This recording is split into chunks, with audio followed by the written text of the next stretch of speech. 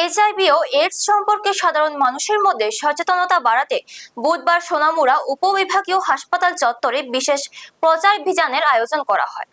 স্বাস্থ্য ও পরিষেবা কল্যাণ দপ্তর এবং ত্রিপুরা রাজ্য এইডস নিয়ন্ত্রণ সমিতির যৌথ উদ্যোগে এই কর্মসূচি অনুষ্ঠিত হয়। অনুষ্ঠানে উপস্থিত ছিলেন মেলাঘর পুর পরিষদের চেয়ারম্যান অনামিকা ঘোষ পাল রায়, ডিসিএম অভিরাম দেববর্মা, ত্রিপুরা রাজ্য এইডস নিয়ন্ত্রণ সমিতির ডেপুটি ডাইরেক্টর সৌরভ সরকার, প্রীতি দেববর্মা এবং সোনামুড়া মহকুমা স্বাস্থ্য আধিকারিক সুব্রত দাস সহ অন্যান্যরা। প্রচার অভিযানে এইচআইভি এইডস সম্পর্কে সঠিক তথ্য জানা এবং নিজের ঝুঁকি সম্পর্কে সচেতন হওয়ার উপর গুরুত্ব দেওয়া হয়।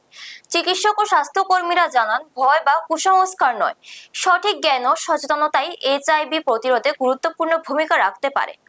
কর্মসূচিতে জানানো হয়, এইচআইভি বা এইডস সংক্রান্ত তথ্য, পরামর্শ ও প্রয়োজনীয় সহায়তার জন্য সাধারণ মানুষ টোল ফ্রি 1097 নম্বরে যোগাযোগ করতে পারবেন।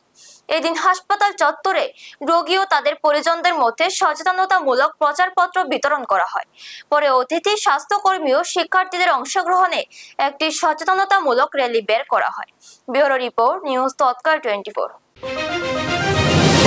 বেসিক্যালি আমাদের যে ভারত সরকারের অনুমোদিত ন্যাশনাল এইডস কন্ট্রোল অর্গানাইজেশনের সাথে আমরা ইন্টেন্সিফাইড আইসি ক্যাম্পেইন করছি। এটা 2 মাস ব্যাপী আমাদের চলবে। আজকে থেকে এটা লঞ্চিং হয়েছে 12 আগস্ট থেকে, এটা 12 অক্টোবর অবধি চলবে। এই কর্মসূচির মধ্যে আমাদের যে ক্যাম্পেইনটা আমাদের বেসিক্যালি থাকবে, আমাদের ডোর টু ডোর ক্যাম্পেইন করানো, মানুষকে সচেতন করা। পাশাপাশি আমরা নাটকের মাধ্যমে মানুষকে সচেতন করব, স্টুডেন্ট ফ্রম স্কুল কলেজ থেকে আমরা সচেতন করব।